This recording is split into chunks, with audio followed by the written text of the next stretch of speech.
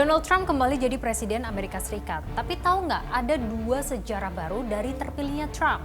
Selain Presiden pertama yang menjabat 2 periode tidak beruntun, Trump ternyata jadi Presiden Amerika pertama juga yang berstatus sebagai terdakwa pidana. Kasusnya bahkan terkait penyuapan bintang porno. Yuk kita diskusi. Donald Trump unggul jauh dari Kamala Harris, lebih dari 270 suara elektoral.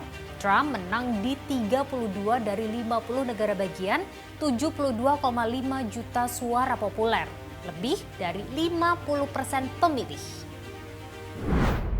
Donald Trump mengukir sejarah baru, menjadi Presiden Amerika Serikat ke-47 sekaligus ke-45. Nah, tapi yang jadi sorotan justru status hukum Trump. 30 Mei lalu, Pengadilan Manhattan, New York memutuskan Donald Trump bersalah atas 34 dakwaan.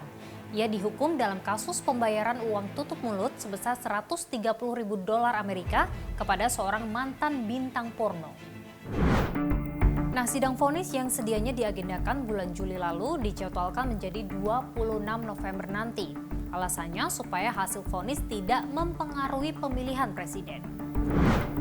Uang suap yang diberikan pada malam pemilu 2016 diduga untuk mempengaruhi hasil pemilihan. Pada periode pertama itu, Trump menang melawan wakil Demokrat Hillary Clinton.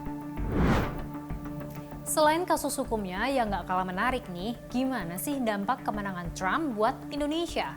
Kalau di periode pertama dulu rupiah anjlok, nah gimana kalau sekarang? Pada perdagangan awal Kamis 7 November, rupiah dibuka di posisi Rp15.800 per dolar Amerika. Masih tinggi ya? Nah, sementara IHSG dibuka anjlok ke level 7.334. Terjerembabnya indeks harga saham gabungan hingga nilai tukar rupiah karena persepsi pasar menilai kebijakan Trump kedepannya bisa merugikan Indonesia. Apa kata pengamat?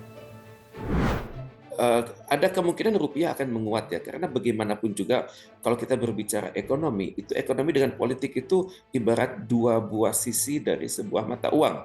Jadi oke, kita melakukan perbaikan di bidang ekonomi, tapi pada saat yang sama juga kita memberikan perbaikan di bidang ketatanegaraan. Jadi kalau misalnya pihak-pihak asing melihat bahwa rupiah makin menguat, betul, tapi jika mereka melihat juga bahwa sistem politik Indonesia semakin demokratis, kemudian hukum di Indonesia berjalan dengan koridor yang benar, kemudian terjadi juga keseimbangan dalam pengambilan keputusan antara legislatif dan eksekutif, maka biasanya ya stabilitas ini akan memberikan optimisme bagi dunia usaha dan mereka juga akan turut menyeimbangkan rupiah tersebut.